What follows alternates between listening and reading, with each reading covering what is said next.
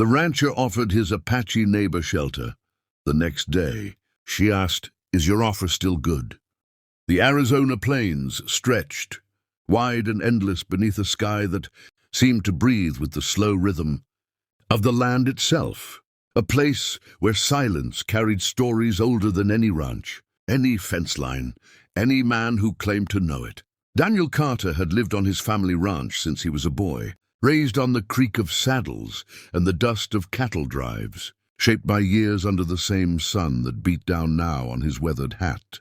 In the distance, thunder rolled low, a warning of the storm gathering at the horizon. He tightened a rope on the corral post when he saw a lone rider, moving fast along the ridge trail, too fast to be casual travel. As the figure approached, Daniel recognized the straight-backed posture, the dark braids, the way the horse responded to the rider with trust instead of fear.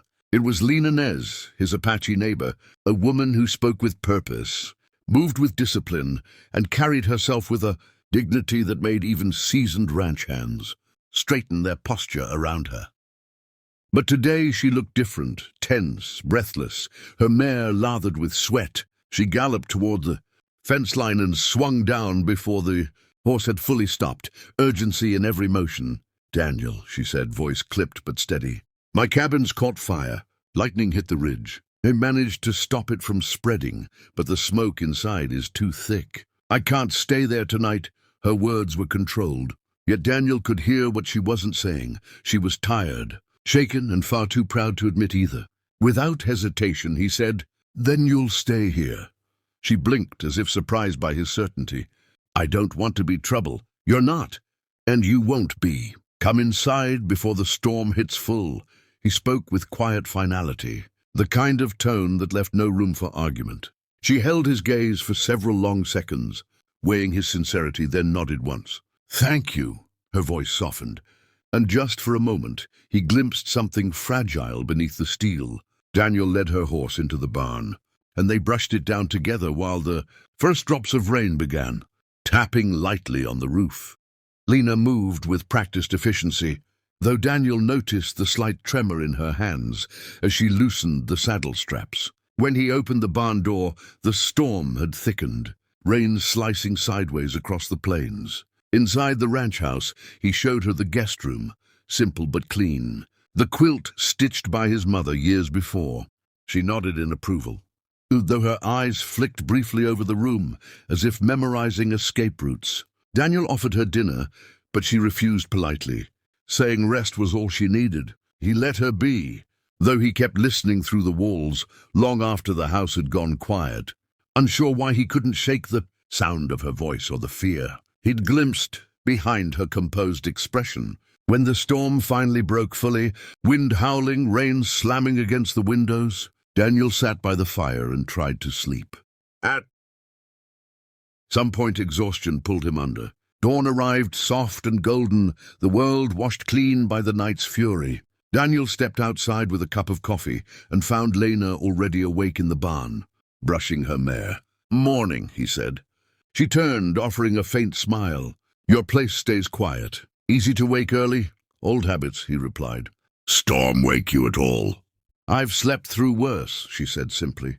But he noticed the shadows under her eyes. They saddled their horses and rode to her cabin. The path smelled of damp earth, juniper, and smoke. When they reached the clearing, the damage was clear. The west wall charred, roof blackened at the edge, smoke still curling from a fallen beam. Lena dismounted slowly, breathing in the scene with a tight jaw. "Could have been worse," she murmured. "I can repair it." She walked the perimeter, checking beams, structural supports, the earth for fresh embers. Daniel followed silently. After several minutes, she said, "It'll take a few days before I can sleep here." "Then stay with me," he answered simply. She stiffened. "I've already asked enough of you." "You didn't ask," he corrected. "I offered." Her gaze met his, steady, unreadable, assessing. "Yesterday," she said quietly, "I had no choice. But today I do. So I need to ask. Daniel, is your offer still good?" He didn't look away. "Yeah," he said softly. "It is." Her shoulders relaxed, just a fraction. The closest thing to trust he'd seen from her yet. "Then I'll stay," she said. But only until the cabin's ready, he nodded, though something in him hoped it might be longer. Neither said more as they mounted up and rode back toward the ranch, sunlight breaking through the clouds, warming the smoke-scarred earth behind them. And though neither could name it yet, something had shifted between them, something quiet, something steady, something dangerous enough to change both their lives. 3 days passed, and Lena's presence on the ranch settled into the rhythm of Daniel's life so naturally it surprised him more each morning. She rose with the sun, never waited for instructions, and worked beside him without complaint or hesitation. She repaired a gate hinge he'd been meaning to fix, organized tools into perfect rows, and somehow managed to calm his most stubborn mare with nothing more than a quiet word and a gentle touch.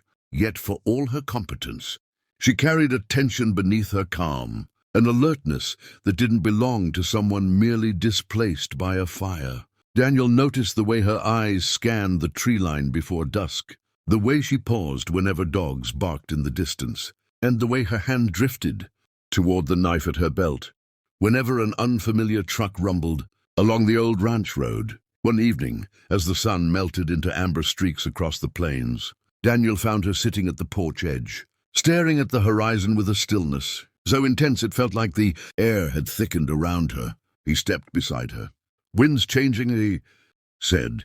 "Storm might circle back." "Maybe," she replied without looking at him.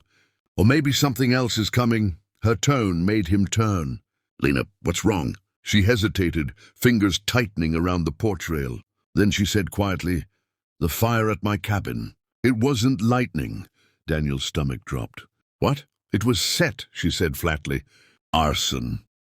He stared at her, trying to process the calmness in her voice. "Who?" "Briggs," she answered. "He offered to buy my land last month. I refused. He wants the water rights, the grazing strip. When I said no, he started leaving signs, cut fences, footprints near the cabin at night. 2 days ago I found boot tracks by my corral. Then the fire." Rage flared in Daniel's chest. "Why didn't you tell me sooner?" "Because it wasn't your fight," she said. "And because I didn't want you thinking I needed saving." "This isn't about saving," he said firmly. "This is about what's right." She finally looked at him, her expression a mix of resistance and exhaustion. "I didn't plan to stay here this long," she admitted. "I thought I'd be gone by now. I didn't want to bring danger to your door." Daniel stepped closer. "You didn't bring danger here. Danger came for you, and no one threatens my neighbor." For a long moment she held his gaze, searching for something, fear, hesitation, weakness. She found none. The last light of the sunset painted her face gold. "Daniel," she said softly, "is your offer still good?" "It's good," he answered. "And it stands." She inhaled slowly, relief flickering across her features for the first time. But before either could speak again, the dogs began barking wildly near the barn. Lena stood instantly. "Riders," she whispered. "3 of them!" Daniel grabbed his rifle from the wall. Lena snatched her bow from beside her pack. They moved as one, silent, swift, slipping into the shadows near the corral. Moonlight revealed figures approaching from the east, the direction of Lena's land. When the men dismounted, Daniel shouted, "You're trespassing." One man stepped forward, Briggs. "Evening, Carter," he sneered. "Thought I smelled smoke around here." Lena's arrow was drawn before he finished. "Leave now," she said, voice cold as the night. Briggs laughed. "You think hiding behind a rancher is going to save you?" "She's not hiding," Daniel said. "But you sure are dumb enough to step onto my land." Briggs took another step, right as Sheriff's headlights crested the ridge. Daniel had already sent a message earlier in the day, suspicious of tire marks near the property. The sheriff's truck rolled up just as Briggs tried to flee. Within minutes, the men were handcuffed, furious, caught in their own plan. When the vehicles finally disappeared into the night, Lena lowered her bow, breathing hard but steady. Daniel touched her shoulder gently. "It's over." She looked up at him, eyes bright with something he couldn't name: gratitude, relief, trust, maybe all 3. "You stood by me," she whispered. "Even when danger came." "I told you," he said quietly. "My offer wasn't temporary." She stepped closer, her voice barely above a breath. "Then maybe Maybe I'll stay a little longer, he smiled. Stay as long as you want, and under the moonlit stretch of the Arizona plains, with danger finally past and a quiet new beginning forming between them, the ranch felt less like land and more like fate.